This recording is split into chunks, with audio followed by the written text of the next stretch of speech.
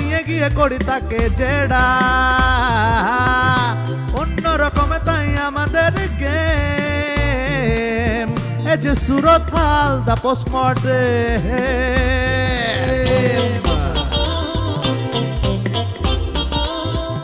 সুরতাল দা postmortem.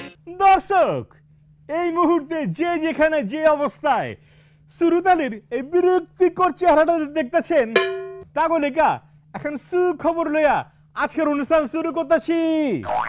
আর সেই সুখবরটা হচ্ছে গা পদ্মা সেতুর দুর্নীতিতে অভিযুক্ত নেতা করে দায় মুক্তি দেওয়া হচ্ছে।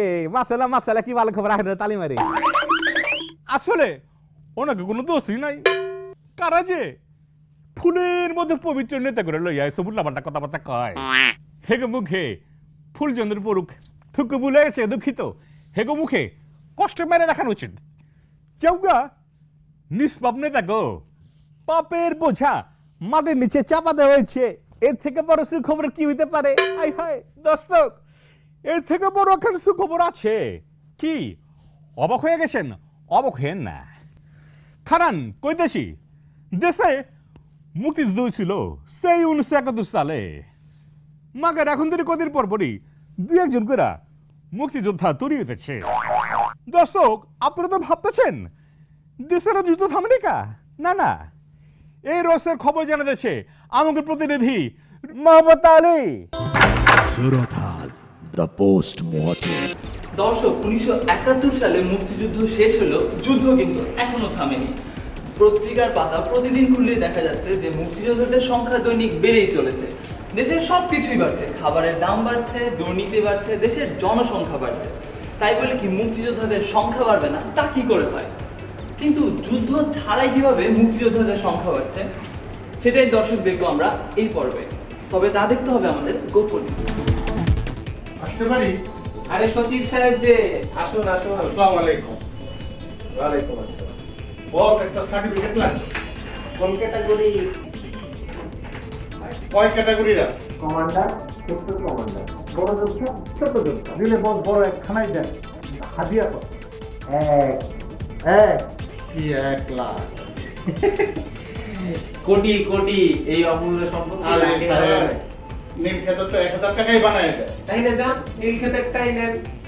ওই সার্টিফিকেট ঘরে টানাইয়া বউয়ার শাড়িতে ফুটা নিয়ে দেখাইতে পারবো। চাকরির মেয়াদ আর বাড়বে না। বস একটু কম করা যায় না?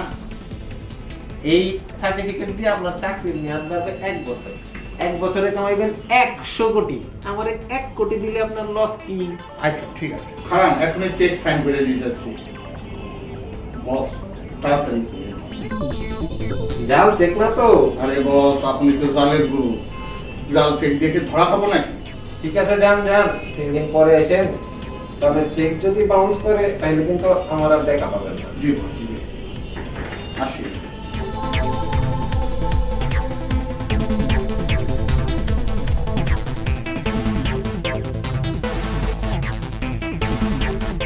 আসতে পারি স্যার?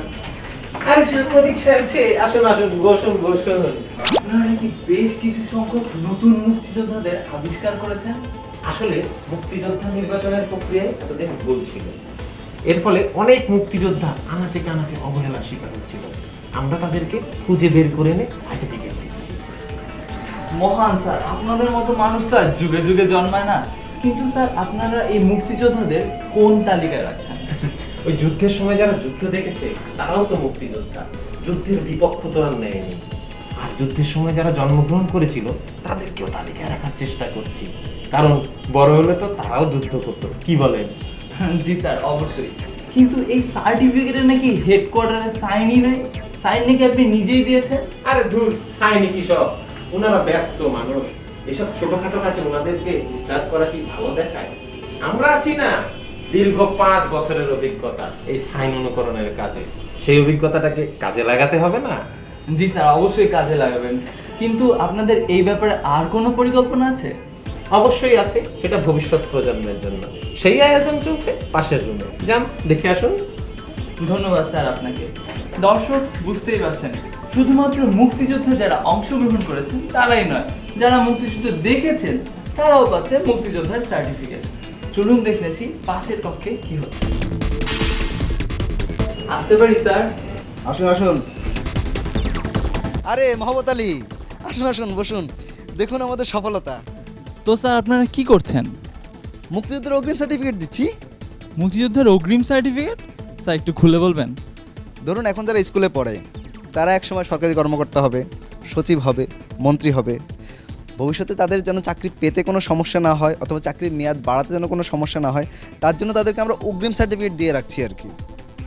সত্যি কথা বলতে কি স্যার, ভবিষ্যৎ প্রজন্মের জন্য এরকম পরিকল্পিতভাবে এর আগে কেউ ভাবেনি।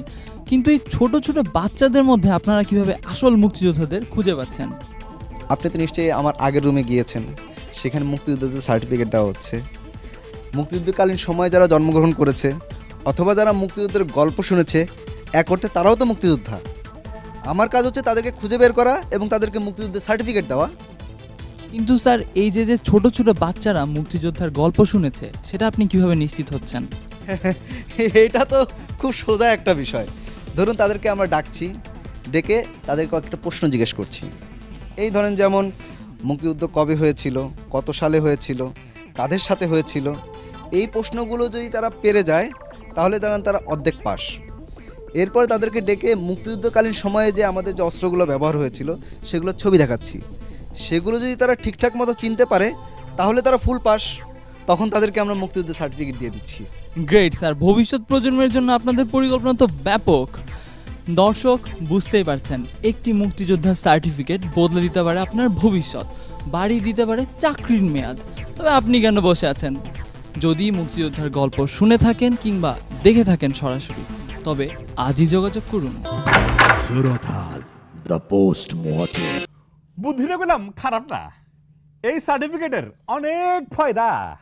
মাগার আমি যদি এরকম একটা সার্টিফিকেট লই, তাহলে প্রডিউসার কি আমার বেতন বাড়াই দিব? কথাটা একটু জিজ্ঞেস করে রাখি। দর্শক আপনারা ওগুলো কোথাও যায় না, একটু অপেক্ষা করেন, আমি জামু আর আমু। Surathal, the post-mortem. ফিরে এলাম ব্রেকের পর। তাই মুক্তিযুদ্ধের সার্টিফিকেট লয়ে না, সঙ্গে করে লয়েছি এই সময়ের কাপন ধরানো, মাটি কাঁপানো এক ভয়ঙ্কর যোদ্ধা, জনাব আল-জাহারি। সালাম গুরু, সালাম। سلام سلام كيف حالك؟ বুটের হাইবে আলহামদুলিল্লাহ। তো গুরু, আপনার পাইতে আপনার মেলা খুশি। আপনার আগমনের হেতু যায় না, সবাই মেলা আনন্দিত, পুলকিত। শুক্রিয়া শুক্রিয়া। জি গুরু, আগে তোমাদের এই দেশ বাদে বিশ্বের সকল দেশে আমাদের আল কায়দার ব্রাঞ্চ অফিস আছে। শুধু তোমাদের দেশে নেই বলেই তোমরা আল কায়দার সকল সুযোগ সুবিধা থেকে বঞ্চিত হচ্ছ। কিন্তু আর কোনো ভাবনা নেই, আমরা বাংলাদেশে আল কায়দার শাখা অফিস খুলছি। তো গুরু, এই খবর তো আমরা অলরেডি পাইয়া গেছি। তো সেটা হচ্ছে গুরু, আমার যে প্রশ্ন, মনে করেন যে বাংলাদেশে আপনারা আল কায়দার অফিস খুলনের ব্যাপারে এতটা আগ্রহী ছিলেন কি লেগে কোন না? বাংলাদেশ বিশাল সম্ভাবনার একটি দেশ। হ্যাঁ, তা তো আছেই। এ দেশে অনেক সৈনিক আছে, আর সেই সব সৈনিকদের সুযোগ দিতেই আমাদের এই প্রয়াস। তো ওই ব্যাপারটা একটু খুলে করবেন, মানে কেমতে?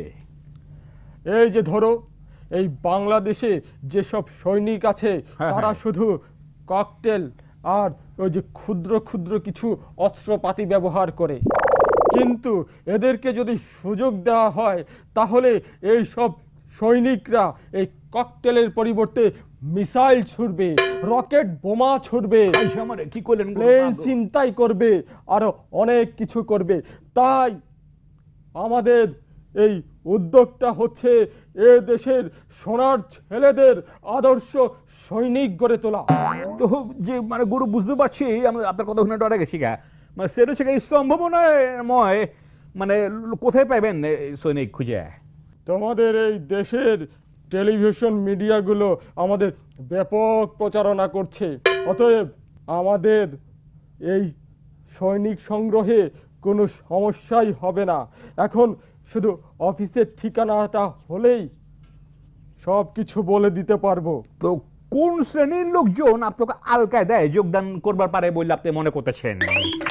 তোমাদের এই দেশে হ্যাঁ একটু চুলদাড়ি লম্বা হলেই তাকে আল কায়দা বলে চালিয়ে দেওয়া যায়। আর তোমাদের দেশে তো খুন খারাপি বেড়েই চলছে, প্রতিনিয়ত কয়েকটা খুনের ঘটনাই আমরা দেখতে পাচ্ছি বাইরে থেকে। তাই তোমাদের ওই যারা খুনি আর যারা বিদ্রোহী আছে আছে। তাদেরকেই আমাদের দলে ভিড়ানোর প্রথম টার্গেট।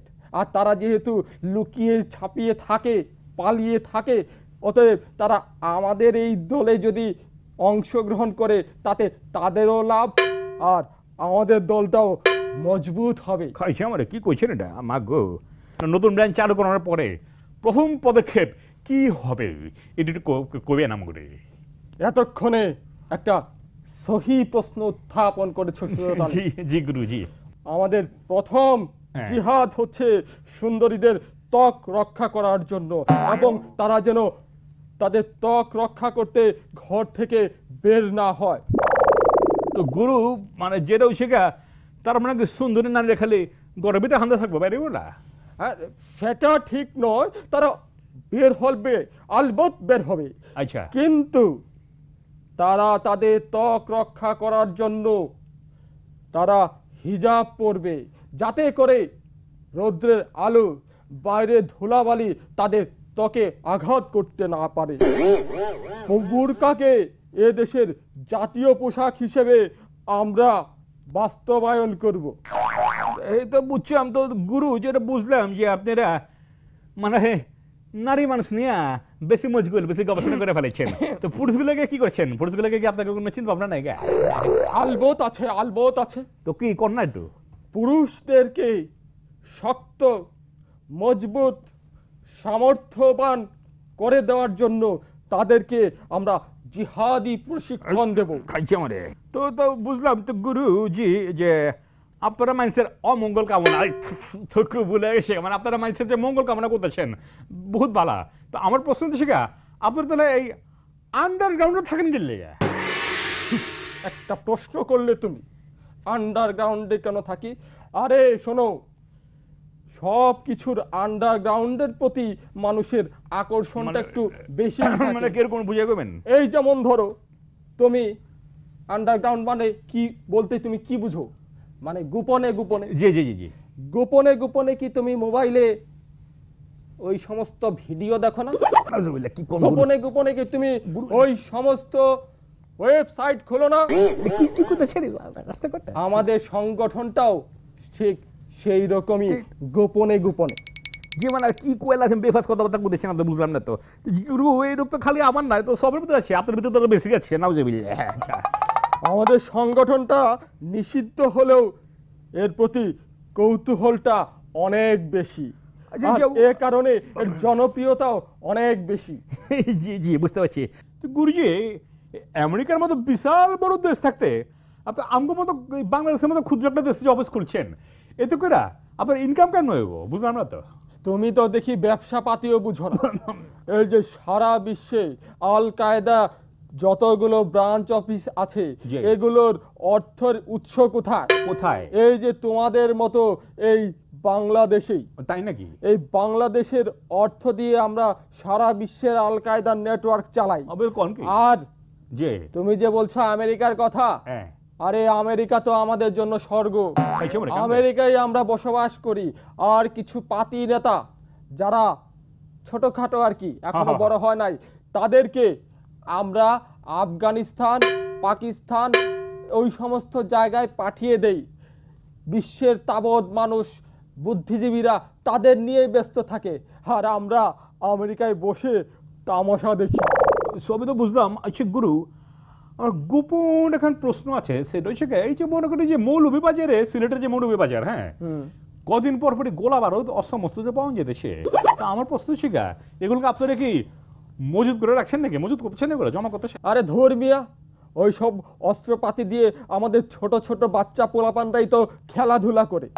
ওইগুলো হচ্ছে তোমাদের দেশে কিছু অকর্মা লোকদের কাজ। কাজ দেখাতে হবে, তাই একই মুরগি বারবার জবাই দেয়, এই আর কি। বুঝতে পারছি। তো গুরু, আজকের কথা বেশি বানাবো না। আপনার এই অমূল্যবান সময়ে আমাকে দেওয়ানোর লেগে আপনার অনেক ধন্যবাদ। আপনি গুরু আজকে আসতে পারেন, তবে গুরু সাবধানে যান। ঠিক আছে, শুক্রিয়া। কিন্তু কোন দিক দিয়ে যাব? এই মেইন গেট দিয়ে তো আবার যাওয়া যাবে না। মানে কোথাচ্ছি আপনার হচ্ছে বিল্ডিং এর পিছনে দেখবেন একটা পাইপ আছে, ওই পাইপ দিয়ে আস্তে করে নেমে যাবেন, তবে যাবেন গা। তবে পাইপের ভিতরে হান্দে যায় না, তাহলে ওখানে ডাইরেক্ট বুড়িগঙ্গা তলে যাবেন গা। শুক্রিয়া শুক্রিয়া। জি, জি। আসসালামু আলাইকুম রাহমাতুল্লাহ। ওয়ালাইকুম সালাম। দর্শক, আমার গলাটা কেমন জানি হুকায় গেছে গা, আমার কলজাটা কেমন জানি ধরপর করতেছে। নিতেছি ছোট্ট একটা বিরতি, আপনার কোনো কোথাও যায় না, ফিরে দেশি বিরতির পর। Surotal, the post-mortem. ফিরে এলাম ব্রেকের পর, কিন্তু চারিদিকে খাবারের গন্ধ পাইলে আমি আবার আনকন্ট্রোল হয়ে যাই, আর কিছু ভাল লাগে না। মাগের কিনলে তো খাবারের গন্ধ জানেন, সেটা শেখা আমাকে সবার প্রিয় প্রাণ প্রিয় রেলমন্ত্রীর শাদি মোবারক। চলুন দর্শক, আমরা আশীর্বাদ করে আসি আমাকে নয়া জামাই বাবু রে। Surotal, the post-mortem. এই দুষ্টু সাওয়ালটা কথা দিছিলে মেয়েদের সংস্পর্শ থেকে দূরে থাকবি, কোনোদিন বিয়ে করবি না। কিন্তু আমার ঘরে কথা দেওয়ার পর দীর্ঘ 2 যুগ নিজেকে সামলা রাখতেই পারলে না। হঠাৎ করে বিয়ের পিরিত বসে পড়ে চিরকুমার সমিতির অসম্মান করেছে। তাই কুমিল্লা চিরকুমার সমিতির উপদেষ্টা জনাব মুজিবুল হককে অবাঞ্ছিত ঘোষণা করা হলো।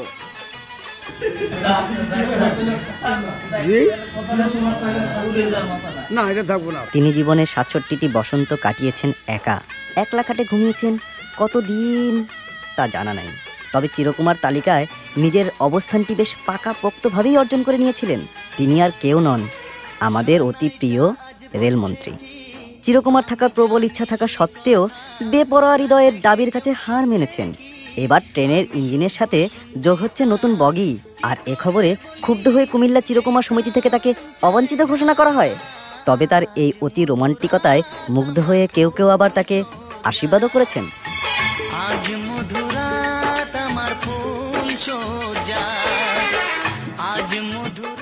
দেশবাসী মানুক আর না মানুক, আমি মানি উনি আমার চেয়ে বড় নেতা। আমি রাজনীতি করতে এসে এক যুগের জন্য নিজের বউকে দূরে রেখেছিলাম,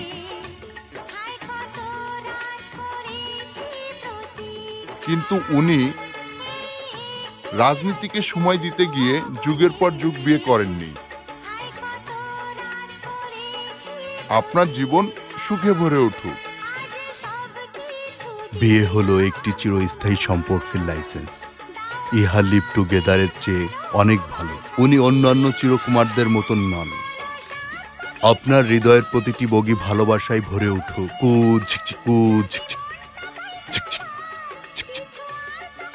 সবকিছু ঠিকঠাক থাকলে আগামী 5ই ডিসেম্বর রোমান্টিক এই নেতা তার ইঞ্জিনে নতুন বগি নিয়ে যাত্রা শুরু করবেন। দুষ্কৃতিকারীদের হাত থেকে মুক্ত থাকুক তার লাইন, দীর্ঘ হোক পথ, শুভকামনা। Surotal, the post-mortem. দেশ থেকে আজকাল বিনোদন কমে গেছে। এরকম 2-4টা বিনোদনমূলক ঘটনা না ঘটলে মাইসে বিনোদন পাবো কেনতে যাওগা।